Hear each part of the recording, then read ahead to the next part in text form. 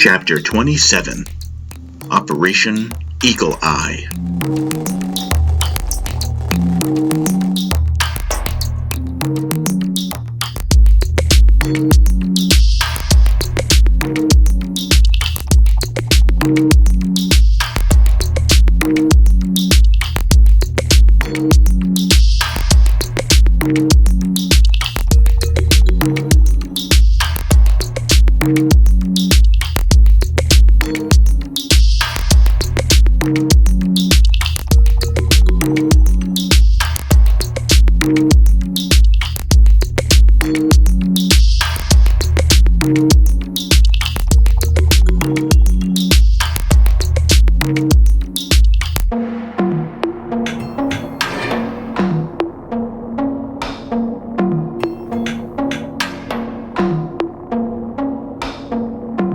Operation Eagle Eye. Background. New intelligence verifies the means by which Trican military strength has amassed throughout the 80s on Arcana, and it also confirms the existence of Trican interstellar liners. New intelligence also reveals the location of the Trican home world, Walayan. Agent Bren Edgewood, an experienced 20-year infiltrator and source of all pertinent intelligence gains in this regard, is to lead a critical mission in conjunction with the Black Fleet's advance into the second sector of the Banksy Sathine.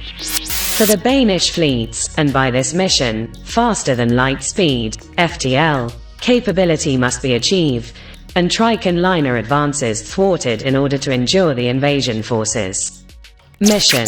At optimal window, set out for Trike-occupied Arcana and await the arrival of the Naswa, a starliner scheduled to arrive in 9 months' time. While cloaked in the prototype G-150 stealth vessel, the team must secretly dock with Naswa and travel back to the Trican home world, Walayan.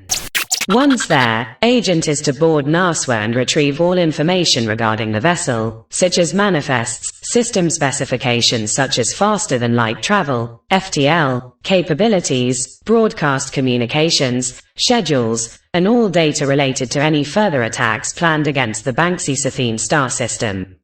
Agents are to obtain any useful information regarding Walayan.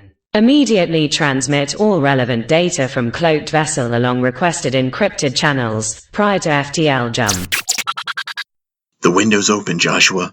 We'll have to leave in 1 month's time. I know your training has been a lot to absorb. Are you ready? Bren asked. I was ready. Though I feel a fraud, I began from behind a veil of mesh. And haven't been picked over candidates who've studied for 4 to 6... of course you're a fraud, Bren interrupted, pointing his rapier at me and lowering his fencing mask. The idea is to be the best fraud there is. And then he attacked me, and I defended myself. He pressed, and I defended him to a tie, which made him chuckle. That's the business. You'll do fine, Josh. We look nothing like them. How will you gain entrance undetected? Well, that's where my makeup artist comes in. That afternoon I went to the library to search for a lead on the name Aman. I searched the network, cross-referencing the name with Haktoin, Banks, and Nabzadeh. The program searched for several minutes, during which I rose and stretched my back.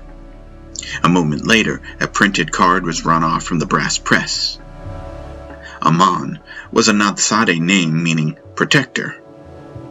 Aman was also the word for a guardian statue, a dragon commonly set outside of a church or ashram. The protector's wing is broken, I thought, recalling my dream. I then wondered what this force was that kept me and her devotees away from Medea, in my dreams. I then thought back to the party and how each and every night leading up to meeting Tila, I was so sad and made heavy with it.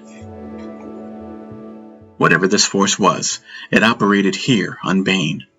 I then recalled all those who left Tila's performance, offended, when she sang that night. Princess Dalfiel, I thought. Did she charm me? Was I a fool to go to her?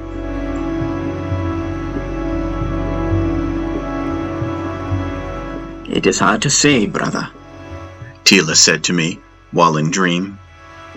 Dark agents resonate unconsciously.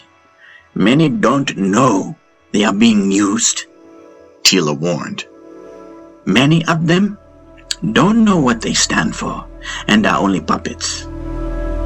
But they are also doorways to that which can harm you if you bind to them. So relinquish your attention to them. This is why I only do practice with my master's name. That was sobering to hear as we walked along the edge of a black granite cliff. Bane is dangerous, I said. Unconsciousness is dangerous, brother. Bane is a realm that worships the idea that being unconscious is the same as being free. They deny what is happening on banks, the holocaust of my people, as banks fast allies to Banish ideals. It is time we enact this plan of yours, Jeshoya.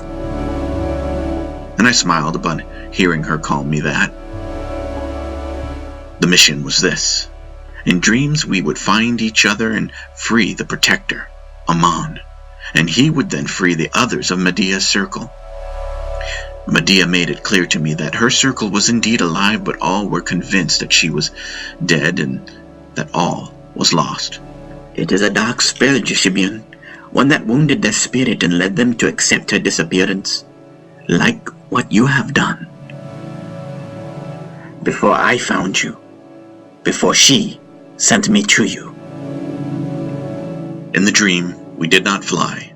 We simply appeared at the statue that I marked on our last adventure. We both felt urgency, as if something were aware of our intentions to free Amon. The base of the statue was a tomb. I knew Amon was there, so I kicked open the door. The doorway, a black and inky mouth. You go in. I'll stay back and keep them off of you. I grimaced at her. It would be like riding a bike, she teased. So I traveled, deep within the darkness, Paen's name resonating in my chest, the distance seeming great and getting greater unto never-ending. The passageway grew longer and tried to blunt my focus by making me tired. I visualized Mahabharata and Shishon, and then I was immediately where Amon lay. His body, a blue-scaled mass. His eyes were turned upward, and he was on a stone table. Without thinking, I leapt on top of him and plunged my hand into his heart, grappling with what was rooted into it, the spell that broke his will to intuit his master's grace. I struggled, calling upon Medea and Paen while pulling and pulling, my veined hands straining, arms spiking with pain until the serpent, Jandi, gave way and I fell backward onto the floor. I cleaved the snake in half, and then, in hearing air suddenly rush into Amon's lungs, I went over to him and quickly pressed my forehead to his. I could hear Tila fighting outside, the demons desperately trying to prevent our rescue of Amon and prevent me from revealing to him what I needed to reveal. Amon's eyes opened, and he saw Medea in my mind and felt her in my heart. I was transmitting her message to him to now rise.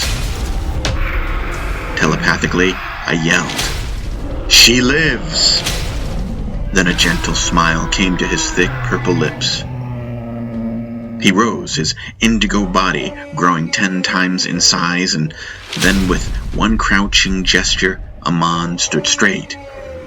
Now 100 times his original size, he destroyed the tomb, sections of the rooftop falling off his massive shoulders. He spat out Mandi, the snake that objectified him and held him prisoner in sorrow. The snake, a mere worm in size now. Now Amon was a giant, and he lovingly looked down at Tila, his comrade, his sister, and then he scooped us up and placed us safely on his shoulders. Amon's eyes then became like 2 giant bright stars. The demons, the vile herd of them, panicked and tried to flee.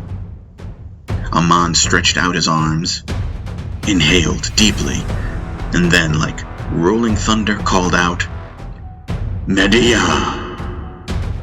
In his ringed right hand, a massive hammer appeared, its handle long, golden, and ornate, the head of the weapon an impossibly heavy black block.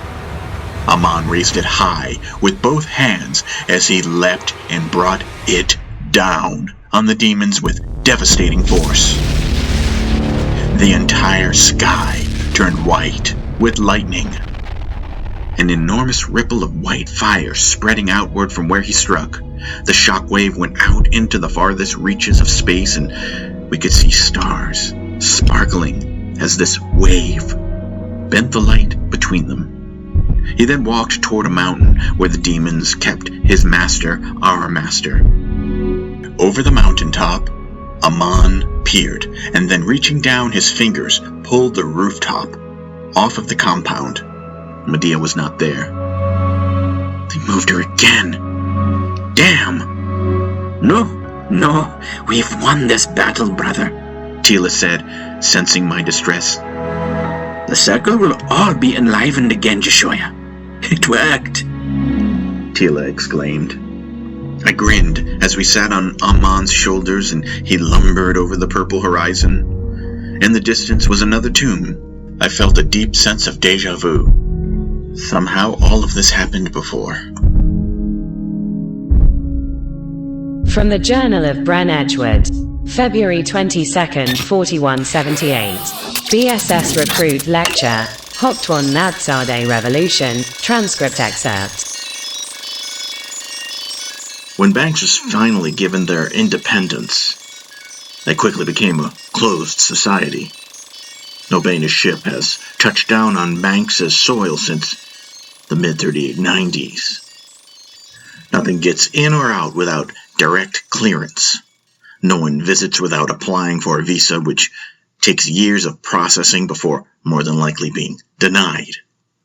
The Haktowing Sanhedrin, post-Reconstruction, quickly made sure that Bane would never again interfere in their affairs. Having played this game for centuries with our other colonies, we knew exactly where Banks was headed. The handles were all there for our intelligence efforts to manipulate, to play the long game. What Bane was not prepared for was the efficiency and cunning with which Banks converted their space stations, who we sold them to, for the use of their light membrane blockade, effectively cutting themselves off from us. What they were not prepared for was the rebellion, most of their population rejecting their plan to govern according to the Danish societal model. We saw it coming and exploited it. Have a look at the Treaty of 3892. I've often noted it as a more refined statement of a drug pusher to his addict client.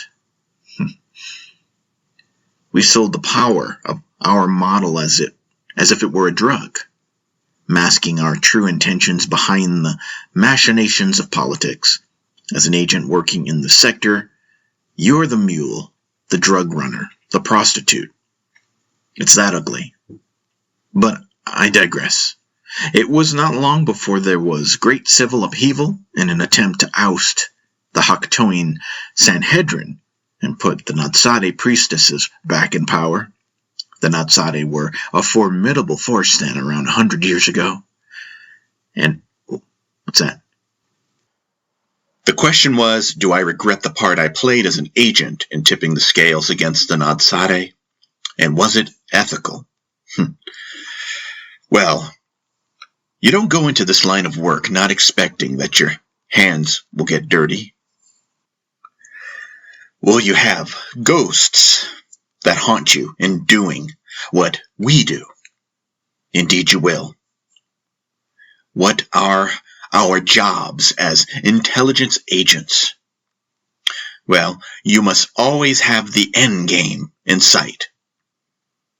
The bigger picture is that it was all in the name of Danish interest. A cop-out, I know. Something I was never proud to state as my motivation, but nevertheless, something we all are motivated by, as the clothes on our backs suggest. The Danish Security Service, BSS, did its best to keep the bank's ruling class talking to us. We needed to keep the tension mines in operation, our passage to Sten open, our colonies on our leash, not their leash. Before the Hokhtoan minority took power on banks, the word Natsade meant pure of heart, child of God.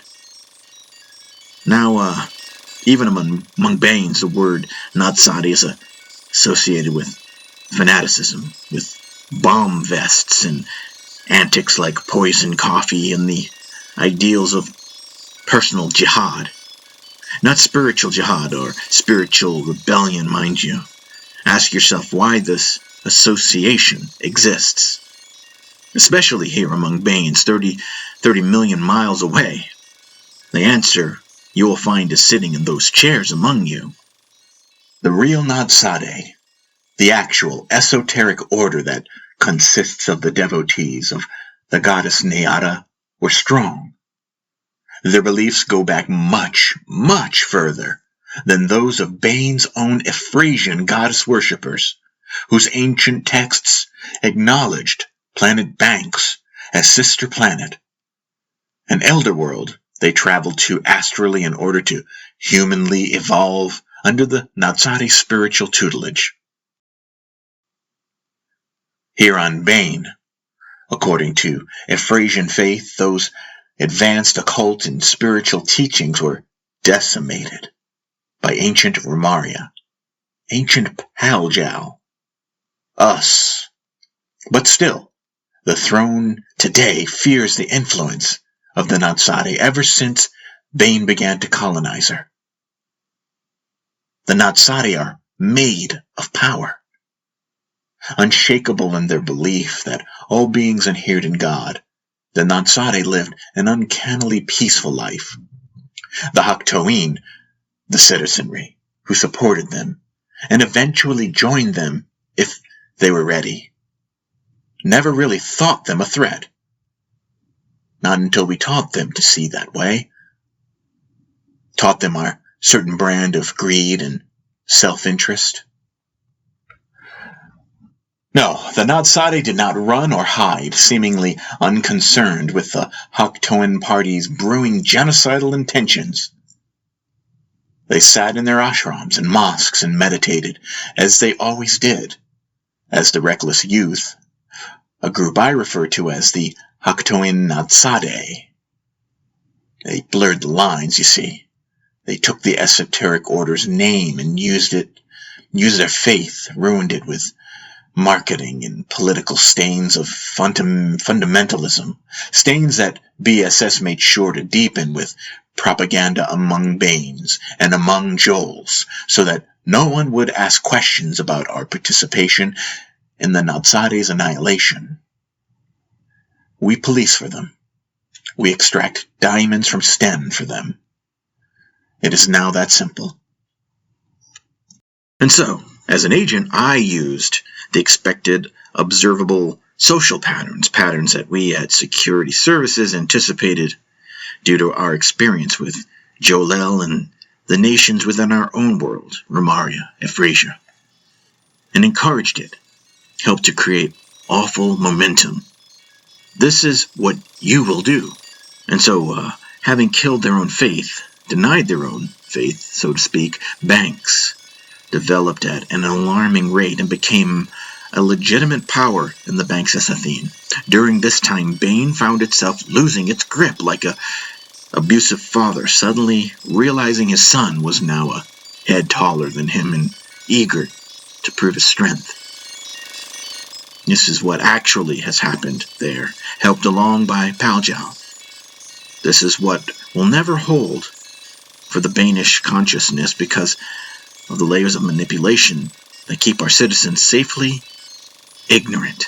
We provide that ignorance. This is what you have signed up for. Congratulations to you all, and good luck.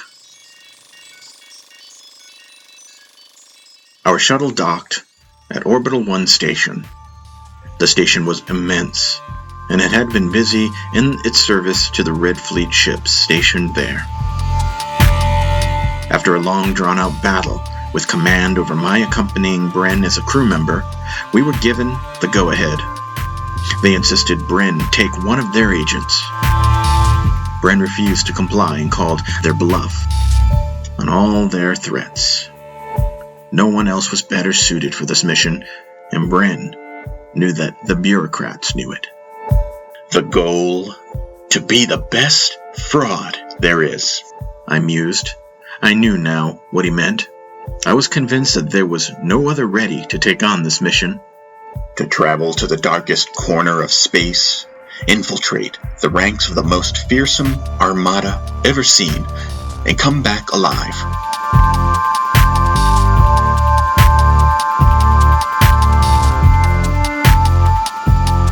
Bren had done it before, twice, while others were caught and never heard from again.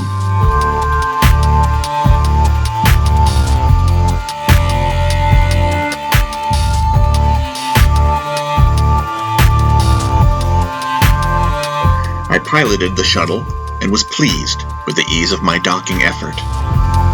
We wore no military garb, only black clothing. I wore a nylon flight jacket, black cargo pants and boots, and Bren the same, only a long coat, his collar turned up. As we let out of the shuttle, I carried my own equipment, 2 portable computers, one a reverse-engineered Triton rig. We walked out of the mouth of the boarding outlet and into the main hangar. Surprisingly, there were not as many soldiers in this section. To our left were windows looking outward into space. Hordes of the Second Black Fleet, large and menacing dreadnought-class battleships, could be seen readying for their attack. They were scheduled to arrive months behind us. By the look of it, this would be an epic battle. I grinned as I marveled at the glow of the planet below. In my ear was a small device, a comlink that we would be using to communicate. I was testing it out, listening to the various broadcasts, their signals clear and strong within the station. Bren also had a fresh grin of adventure on his face, the sweet smell of cigar smoke trailing behind him and his eagerness to get far away from Bane. We pressed through a small crowd of civilians and merchants and eventually came to a section of the hangar where ships landed within Orbital 1. Each ship was held in its own pressurized cargo area, seen through a series of large, thick windows held in large, gray metallic walls. At the end was a bulky ship. It seemed to burden its copper-colored landing gear. Its engines were an elegant array of copper and cobalt blue fan discs. Its body, like an armadillo. Bren headed its way, and I followed, pulling my rigs with a small dolly. A broadcast on the comlink caught my interest. A young Nadsari priestess, successfully rescued in a dramatic sting operation by rebels, has utterly shaken Haktoin Sanhedrin to the core. Reports of a genocide that has been going on for 7 years. Bren apparently noted that I stopped cold, and he turned around and saw the look on my face. By his smirking grin, he seemed to know what I was listening to. He walked to me and only said, "Seems like there's a leak in BSS, Bren would be on the far reaches of the Banks Isathene, headed toward Arcana, before anyone could catch him, the traitor. The timing was perfect. "By the time we return," he said, "I'm sure Paljal will be too politically exposed to do anything about it. At least I hope. And no one from BSS will be here to apprehend you." I laughed. Bingo. I choose my own crew. The long game, Joshua. Just then, Red appeared, out from the belly of his ship, the Corsair. "Oi, Brenne, you're famous!" Free from the prisons of secrecy, Bren's name was now out, not to be vilified in the foreground, but as a neutral tone in the background of a story of how a morally bankrupt Danish king was linked to genocide. The fires of regime change were now being lightly fanned. The Countess, the remaining houses of Telalal and Jolel, would take care of the rest. Bren and Red embraced. Red was dressed in black too, his hair wild and disheveled, his jacket black leather with a white skull painted on the back. The Jolelian crescent moon was painted on the sleeves, along with various emblems and medallions of his fighter squadron, the Fire Wing. He grabbed me at the shoulders and said, "Look at ya, old manly now." We boarded the ship, and as Red suggested, quickly got on with it. As we entered the main cabin, I was met by a familiar face, Lieutenant Ansa May. She grinned as she organized her equipment, making way for us. She looked at Bren, approached him, and threw her arms around him. They kissed. "That was perfect, Ansa. Perfect. Bloody perfect, thank you," he said to the good lieutenant, looking deeply into her eyes as his large hands gently stroked her dark shoulder-length hair. "Oh, they never saw it coming, love. We couldn't have leaked it at a better time either.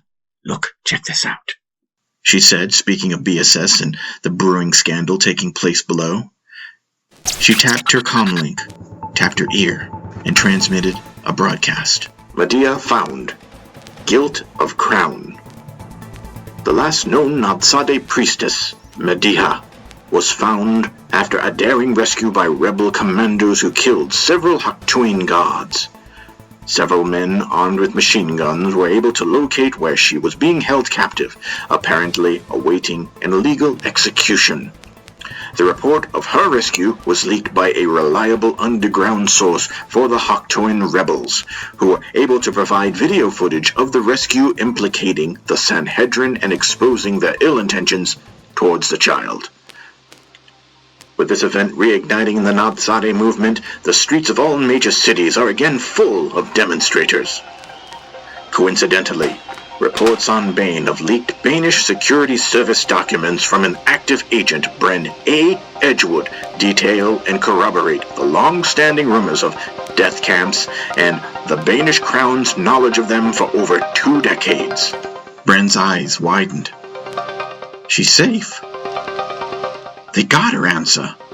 "Yes, they got her," Ansa said. Bren seemed to gasp, happily surprised by that bit of news. I watched, only marking privately the victory and grinning proudly of my and Tila's dream work. Our subtle adventure. Bren and I were brothers embarking on the same mission, and what we could not readily appreciate was this divine magic beneath the currents of our personal stories, the ideas of ourselves, this power beyond us that seemed veiled, wonderfully hidden from ourselves and only made available upon the whim of the one greater than us both. We were both a couple of chess pieces, a couple of frauds in this gorgeous interplay of true agency. "They got her, Josh! They got Medea!" Bren yelled, and I nodded to him. When he looked at me, he could see that I knew it already, knew it deeply and completely and intimately. I already knew she was free. Bren and I embraced, celebrating. As Ansa and Bren talked, Red shouted, "Let's go already!" And with a gloved hand, he beckoned me to follow him up a level to the control room. I dropped my gear and went up the ladder. He insisted I steer the Corsair out of the bay. Taking the second seat, I started her out, opened the bay doors, lifted the landing gear, and gently glided her out into the openness. Other crafts whizzed by us as we queued up. According to the controllers, who I would hear in my earpiece, we were next. Then we heard, Hold that one. Control. Hold to Corsair. Hold to Corsair. Look, Red grumbled, and then he took control of the ship. He punched the thrusters and we moved, quickly, passing the many ships to our left and right. Corsair, again. Hold. You are ordered to hold. Red. Then noting the dash that we were being pursued by two smaller crafts, rocketed the Corsair away from Bane and beyond the Black Fleet at an impressive speed. She was agile for her size, thankfully. They could not keep up. What's going on? Ren shouted. Are we being chased? Lieutenant May asked. I do not care to find out. They can mail me a ticket when we get back, Red shouted. Red then engaged the tension engines, and space bent before my eyes. 4 months, Joshua, Red said, obnoxiously chewing his gum. Hope you brought your coloring books.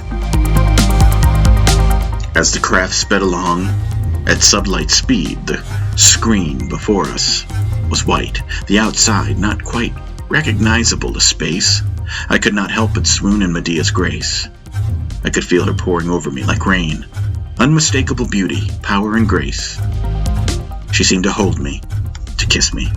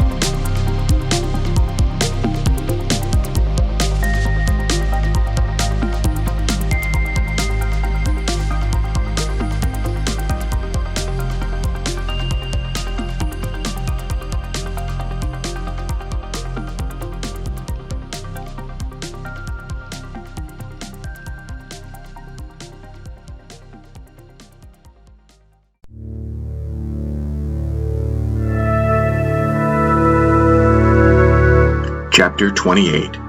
Dream Darshan.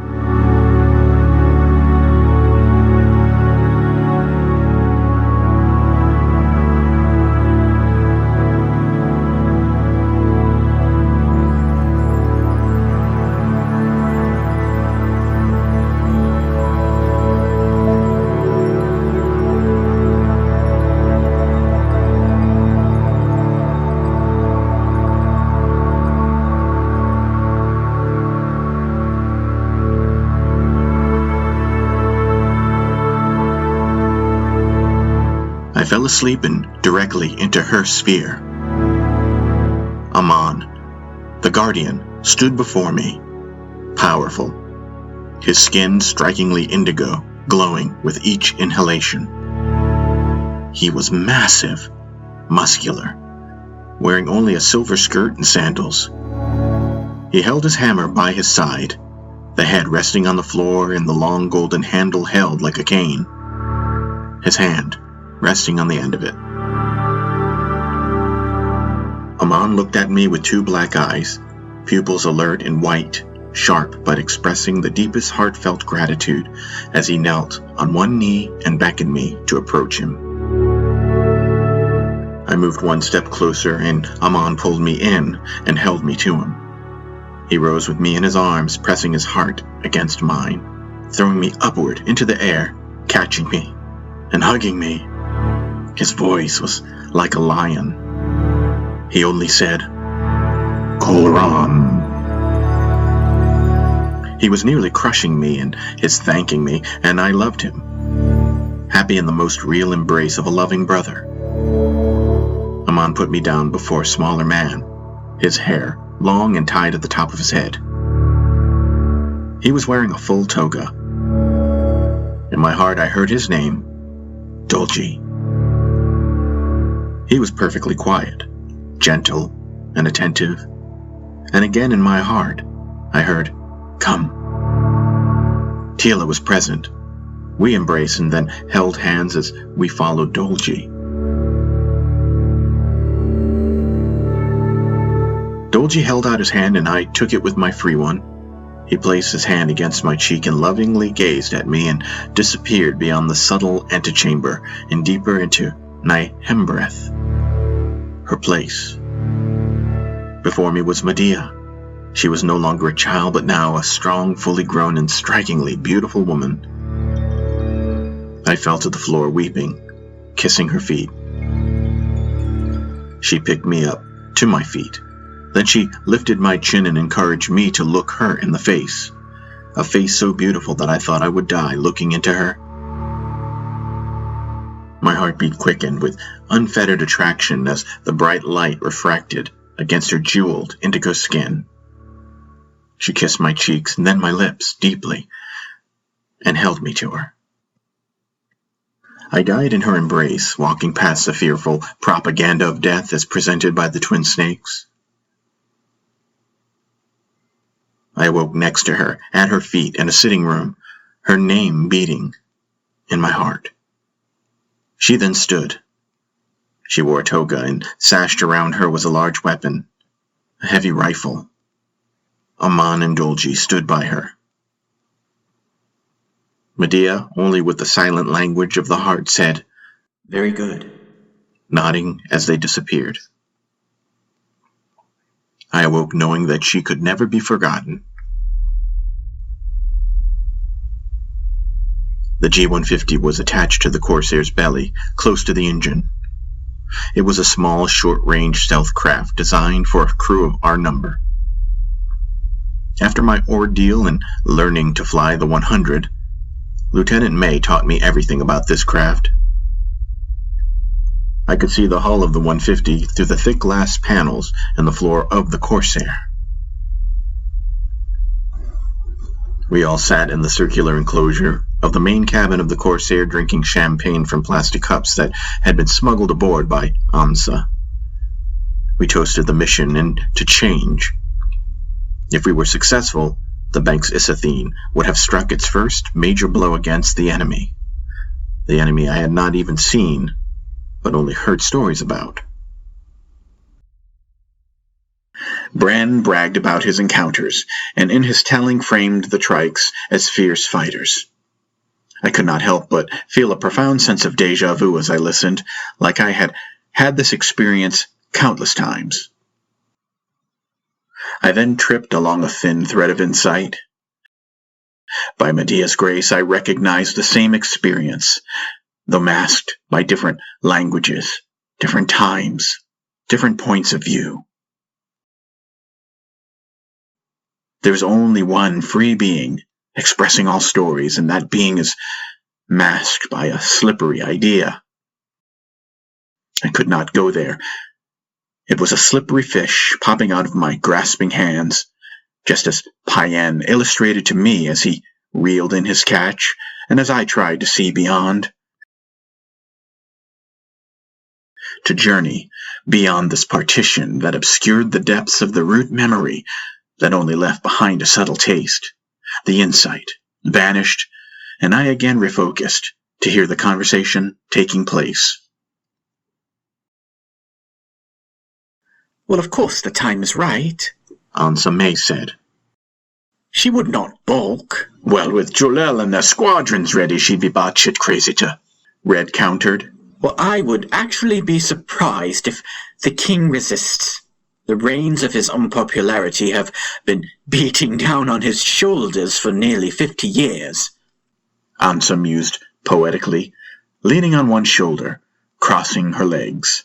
Her black cropped hair was a straight line hanging to the floor, and her face carried a hearty grin. Oh, well, believe you me, that asp of a daughter of his will fight, Red said, crouching, leaning forward, engaging enthusiastically. Yes, but alone. Her army won't defend her against an essentially Palchalian ground force. This confrontation will be fought out politically. That has been the idea all along, from the get-go. It's over. Right now, Jolilian forces are no doubt transporting Auntie's troops into the capital, while Parliament encourages the king toward a clean abdication. Well, man, don't be surprised when we get back if things are all fucked up and your furniture is laid out all proper on the lawns of the great house along with an eviction notice signed by the Dauphiles. You bastard, Red hollered, laughing. Ansa chuckled. So is this your way of proposing a wager, then? Bren said, smirking as he leaned back. Nah, Red replied. I know better than to bet against myself. I'm just saying, you never know, really. You might want to crash at my place for a while, lay low, you know, after we take care of this little errand. Oh, a little errand, rife with challenges and leadened with consequences, should we fail to pull it off. Is that the little errand, you mean? Lieutenant May said. If we can gut that Starliner, it'll buy us time, leverage, and cover my ass? Bren asked, looking from the small gray room into the yellow light flooding in from the walkway. If we fail and Red's right, then an eviction notice will be the least of my worries. Of course not, Bren. Nah, come on. I'm just kidding. Your aunt, the Countess, is tough as nails. A fucking Edgewood, huh? Hey, Ansa's right. I'm a bastard. I can't help it. I just pour too easily. I'm sorry, man. Red laughed, waving his hand at Bren in his show of insecurity. He slapped Bren on the back. Obviously the mission is still a go. I think Bane has bigger priorities than to chase after the man who leaked a few sealed documents. Ansa said reassuringly. Yeah, agreed, Bren said, taking a breath. I suppose they would have sent bigger guns after us back there. Then Red laughed. Everyone looked at him. Look at ya. So lovely, in the center of your own universe. Oi, my precious one. You thought those darts were after you? He asked. Nah, they were errand boys of an old friend. That's why I wanted us to leave straight away. Now, let's get a look at this craft of yours. I should have thought twice before hiring you, huh? Bren sneered. All you asked me to this dance when I was drunk. It's I who feel taken advantage of. A bit swept off my feet, but debauched nevertheless. Bren handed Red a small disc, and Red loaded it into a receptacle that was attached to the metallic table he was hunched over. A hologram appeared in the center of the room. It was a rendering of the Trican starliner Narzwa. It had the appearance of a strange fish with two small fins flared straight outward and a giant one protruding from its belly, a massive hull. As it turned, I saw the back end as a diamond shape enclosing 4 massive engines. Oh, my, Red said. What a sight. Is this thing as big as I think it is? Quite big, Red. Nothing like we've ever seen, Bren replied. Imagine packing the entirety of the Red Fleet away and transporting it to any star system you like. It's like a do-it-yourself kingdom maker or something, conqueror-o-matic. Red marveled. Bren smirked. Bren, I never got any of your background files. Where did we get this data? Ansa asked. Bren half grinned. You were not supposed to know yet, not until we were underway. I thought it best to hold on to what I'm about to tell you. Ansa stared blankly and nodded. The information that BSS has enjoyed from the past 10 years has come to us by way of an actual Trican source. Wait, you mean like an asset? Ansa queried, shocked. Bren stared blankly at Ansa and nodded. Who knows this? Does BSS know this? They suspect, but only I know, he said. As you know, I've been the one gathering intelligence on Narzwa during my missions at Arcana. That is where I made contact. However, I was not sure what I was onto, and so reported vagaries. I only verified the existence of the mole, a high-ranking officer in their fleet. Many years later, while stationed on Sten, I actually communicated with our mole's colleague, who was also Riftside. The details on Narswa were provided to me along with pieces of intel that saved our skin in the last battle for Bane, something most people don't know. I held on to information and doled it out as I saw fit to gain leverage with BSS, who were hanging me out to dry, so to speak. They thought it best to reinvest in me once I produced a photograph of planet Wallan along with coordinates to the Trican star system. We now know something about them, where they live. This was your card to play against BSS, Ansa said. Quite so. Otherwise, they would have handed my contacts over to younger, more impressionable agents, and no doubt imprisoned me for my wavering in regards to the Nansade missions, Bren said. Red shook his head in disgust. So, what we know from our source, a Trican general, is this. Narswa is the third of her kind, a super carrier designed to deliver their entire fleet quickly. This is why their navy seems to keep coming, and more than likely why the first Black Fleet offensive was caught off guard last time around. We have reason to believe the other two, like Narswa, are committed to other Trican wars. Narswa is for the deepest deployment and is always far, far behind their offensive. She's only to keep the front supplied with ships. She's not agile, and while deploying, she must be defended. As you can imagine, offloading Narswa is time-consuming. Also, and most interesting, these ships travel faster than light. Tech that we do not have and need to get. Bren, Ansa called. What is it that the source wants? I mean, what's in it for him? I don't really know yet. I can only speculate, but it seems mostly his reason is dissatisfaction with the current regime. The typical stuff. I'm hoping we can find out if we make it that far, Bren said, candidly. Cool. They really know how to bring it, don't they? Red joked. They certainly have a talent for war, Ansa said. What the hell is a Narswa anyway? Red asked. It means the justified, I answered. Our once-ever sighting of her was actually an error on their part. We were never supposed to see her. Yes, good, Joshua. Narswa came out of lightspeed too close to Arcana, and our instrumentation within the first Black Fleet picked up on the signature by blind luck. That's when I got orders to get closer, monitor, and report, and nearly 10 years later, here we are. It won't be so simple to see her this time, I said. No, she'll probably not appear as near Arcana. Still, something that big will not be invisible to sensors. She'll leave a detectable radiation signature, and thanks to the beautiful lieutenant here, we'll be casting a wide net with the G-150. We have at least 7 hours as their engineering crew inspects and prepares her before she turns round and goes back to the mother world. To begin our sweep, we'll be shooting well beyond Arcana, the lieutenant said. Almost beyond the second quadrant where we'll hide the Corsair. Here.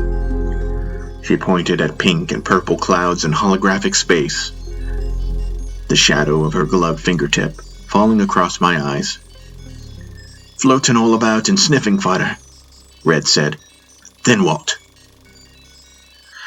Once we get something, we all load into the G-150 and slowly make our way to her while cloaked, she replied. The cloak, which is new tech from your assets, should keep us well hidden. It makes sense to me now why the Trican military hasn't used this tech against us. It's obviously some tech from some opposition group, Ansa said to Bren, who nodded in affirmation.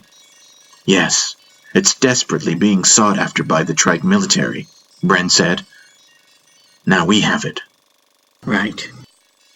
Anyhow, our cloak was tested against the bank's Esathan blockade with some success. It should grant us 40% likelihood that it will work against Trican detectors, Amsa said. Oh, a whole whopping 40%, huh? Red grumbled. Still, it's a small stealth vessel, and so we should be able to get close even without it. How do you figure? Red asked. They're not looking for the approach of a dinghy, Red, only attack ships. We'll mix in nicely with all the debris scattered about from all the battles in Sector 2, Bren said. Oh, a little space trash camouflage, huh? Red sighed, hunching over, his wild hair spilling onto the table. Bren, I asked, once attached, how are you going to get inside? I'm not sure. We'll have to figure something out. Well, don't candy-coat it for us, Brenny. Are you friggin' serious? There should be a hatch somewhere. I'll just have to crawl to it. Maybe they left you a key under the mat, along with a note from your mom to make yourself Look, a you friggin' damn sandwich. ginger-headed Joel will figure it out. What shite did you get me into, Edgewood? Red, Ansa exclaimed. Come now, you knew this was going to be difficult business. Just relax, Caridian, Bren said, laughing. We'll figure it all out, relax. Well, we certainly have enough time for that, Red grumbled. On that note, who's first in the freezers? There were 2 suspension freezers in the lower chamber of the Corsair. Though at full speed we would arrive at Arcana in approximately 4 months, and there was not enough food, water, and oxygen for the entirety of the mission, so we would have to sleep in shifts. 2 crew members up and 2 down in 2-month stints. Bren did not raise his hand to go first, so I volunteered, and so then did Red. Well, I guess that's decided.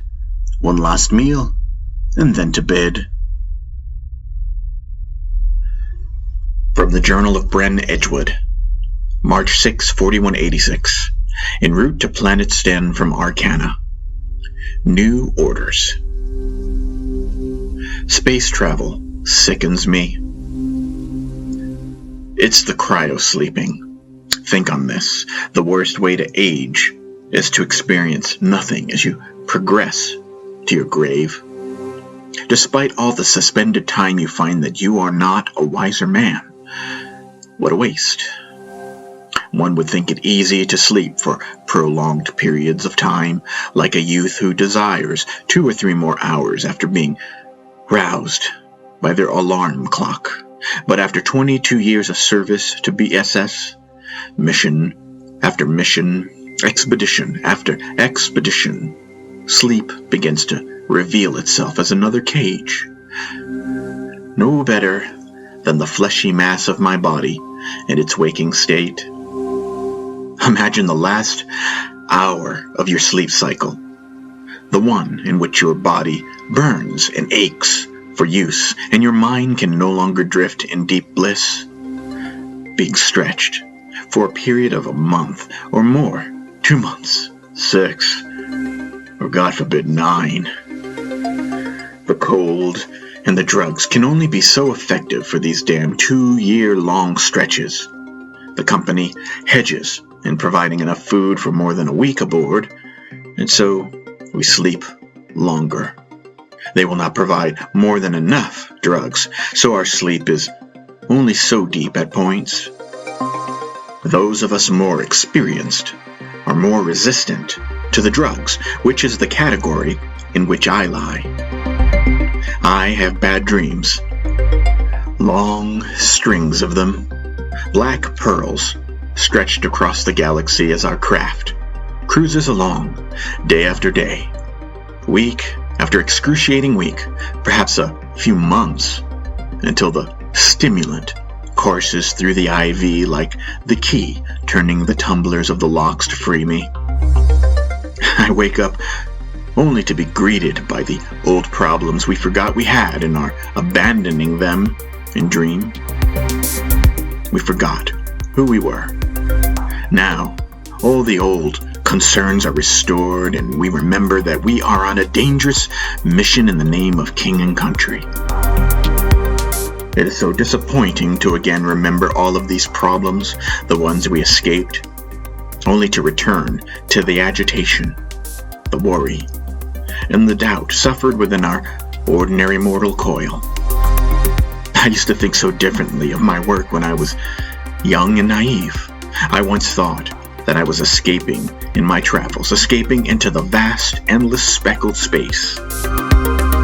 Now at 43, I've learned that there is no escape, neither in the nebulous heavens nor in the deep inwardness of dream. That is a revelation that deeply troubles me, for my fantasies have no leg to stand on, no fuel to burn or to go on. That reminds me, I dreamt of the strange blue woman again. She resembled the Natsade goddess Neada of Planet Banks. Her skin was like theirs, darkly scaled, but her hair was like that of a wild gorgon, full of angry snakes. She came to me, her eyes red like fire and blood dripping from her mouth. She smelled of rotted meat, and the head of my father was being gripped by one of the snakes, extending from her wretched head. The snake crushed it like a pumpkin, and all the matter oozed along the gorgon's neck. She had me cornered finally. I could no longer run from her, but I did not care. I was tired of running and took a step toward her. I believe my final words were, "Show me now."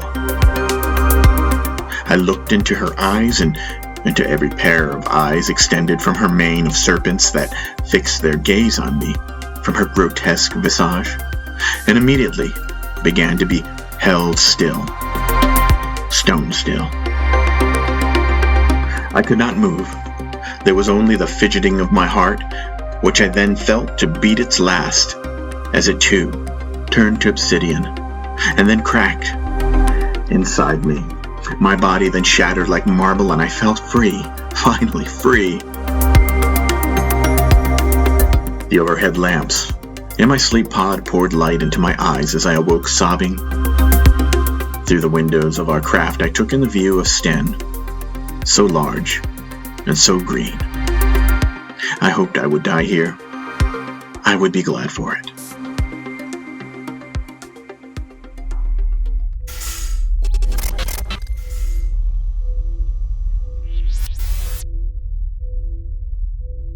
I awoke from deep sleep.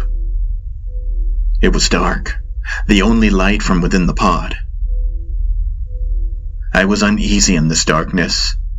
I shivered from the extreme cold as the heat units struggled to warm me. I was disturbed, and a long thread of dream threatened to vanish if I did not rest a moment and try to pull it back to me. I fought back the impulse to recall my whereabouts, my inner eye still gazing back to the bright windows, to where I had just come from. Then I remembered white light. I sat with Medea in the hembreath.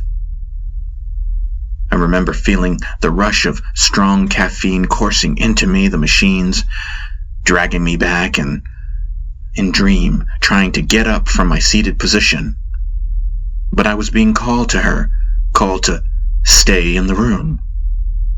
She was holding me to her, her gaze penetrating, loving.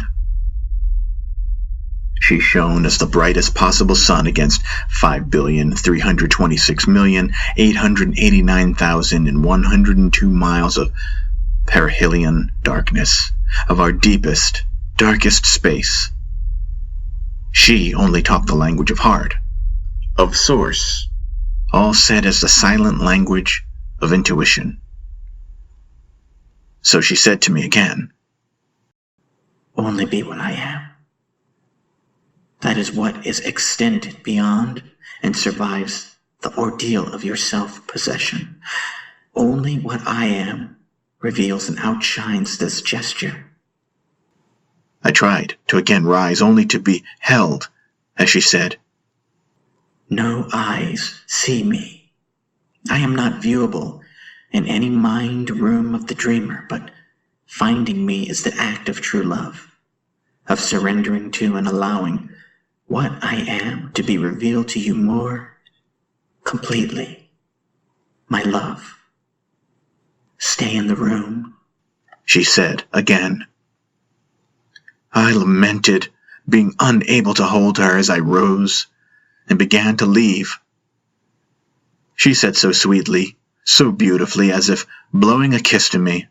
To worry that what I am is not found or cannot be comprehended or brought back in your mind is only a gesture based on your assumed separateness.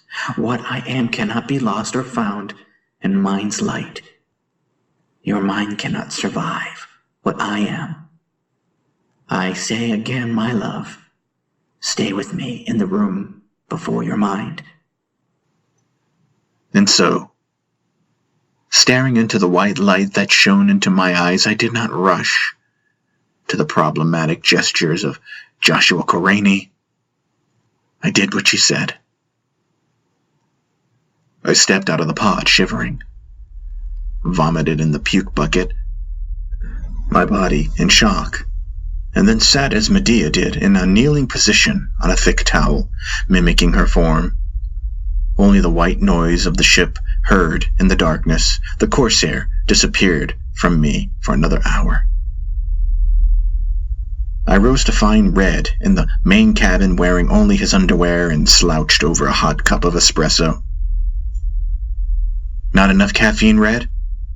I joked as I entered. Not in all the worlds, Joshua. Fuck, man. I'm a wreck. Where are the others? They're in the G-150, doing some prepping before they go under. Did they leave any eggs for us? I asked. Starved. Yeah, plenty, man. But it's the cotton stuff, sorry to say. Go to it, lad, he whispered. When he came to, Red dressed and gave me a thorough tour of the Corsair's control room and the small cabin that was her engine room. If you had to, could you rebuild her? I asked, impressed with his knowledge. Yeah, I think I could. I'd hate to have to, but yeah. Many years went into building this rig. It's my second, so technically you could call her Corsair 2. I put that tension engine myself, he bragged, showing me the massive cylinder. No, that's a white lie. I've got some boys back at Jalel, who helped, of course. He explained how the fuel was crushed by the presses of the engine and how the particles were slowly let out into a magnetic housing which spun them, causing them to smash together with other particles and release the energy that propels the ship. We had 2 months left in the journey, and Red and I did our best in confinement within the Corsair. I mainly kept up on my studying, reviewed the mission specs, reread Bren's and Ansa's notes and added to them. The information on Narzwa, the mothership, was amazing. She was the size of at least 2 Banish orbitals and yet traveled between galaxies untethered by the gravitational pull of a nearby planet. Faster than light, I wondered. How was that possible? I don't know, Josh. But we're aiming to find out. I mean, back home the Banes will pick up hot whatever we can deliver them. Red then spun around in the pilot's chair, heading up to the rear of the ship to go check on his guests, who were now in the cryo-freezers. Damn, I wish I could have a smoke, he said. Red and I sat in the control room. Music played from the PA. We talked, hours streaking by with the stars as we learned more about one another. Yeah, I've got 2 brothers. They're in my crew, but I was the oldest, and so I guess I was the terrible one, he said in response to my stories about my 4 brothers. I don't believe that, I said. Red was very likable, and I could not imagine him being perceived otherwise. "What kind of company do you own?" I asked. "Well, before the war, we repaired ships, stuff like that. Now, well, we do a bit of shipping and merchandising. You know, things to keep the lads focused." "I see," I said naively. I asked what he was reading. "Myth tales," he said. "Perseus, Hercules, and all that. I love that kind of stuff." I listened, staring out of the control room windows. "I just like the story of the hero, you know. He's sort of not really a hero by his own right, but it's like his number's up, you know, his ticket. The gods, they shine on him and he's granted safe passage. Would Perseus have cut off Medusa's head if he wasn't given that sword from Hermes? I mean, the story goes he's brought up a spoiled brat who's got everything, but for some reason the gods see fit to give him more." My heart glowed with camaraderie. I agreed with Red, and I shared with Red the tale of Master Paen. I told him about the mission given to him by Ashuta, about the scroll and the sword, Mahabharata, and about the flame of Paen's love for Ashuta burning in his breast to see him through. Through all the layers of the telling, Red sat silently in the pilot's chair, listening intently. I ended the tale at the point of Minot's agency, of his being seen through, to help free our father as he stood ignorantly, emptied of self, above a pile of guards holding the Master's scroll to deliver the Master's message. An absolute victory. With a toothpick hanging from his lips, Red sighed. "Now that's what I'm fucking talking about, Josh. Damn, that's a stand-up tale, man. I rather enjoyed that. Where'd you read that from?" "Oi, I'm glad you're on shift with me rather than all serious as Sin Bren." I laughed. He handed me another of his books. "You ever read the Nabsade stuff?" My jaw dropped at the sight of it. A heavy blue book with a sewn hardcover, a golden foil dragon embedded on the front. "Where did you get this?" I asked. "Dunno. Wound up in me flat. I think a girl I was seeing at the time left it. A musician I met at that party at Bren's. It's good stuff, though. Check it out."